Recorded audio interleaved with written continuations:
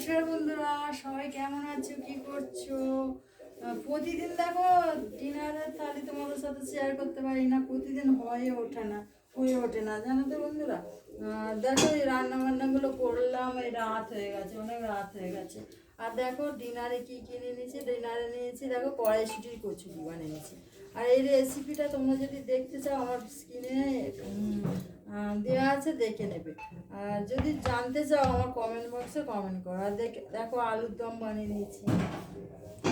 আর এই দেখো দই বড়া বানিয়ে নিয়েছি। দই বড়া দেখো, গ্রিন চাটনিটা বানানো হয়নি, রাত হয়ে গেছে তো।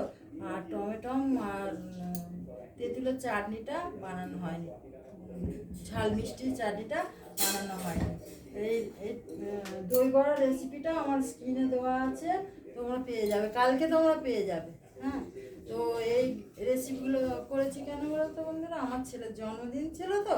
জন্মদিনে তো আমার ছেলে বলছে, মা পায়েস মিষ্টি তো আমার খাওয়া হয়েছে, আর মিষ্টি আর ভালো লাগছে না। আমি ওকে জিজ্ঞাসা করেছি, কী রে কী খাবি? তো বলছে কি, পায়েস মিষ্টি খাবো না, তুমি ঝাল ঝাল কিছু করো।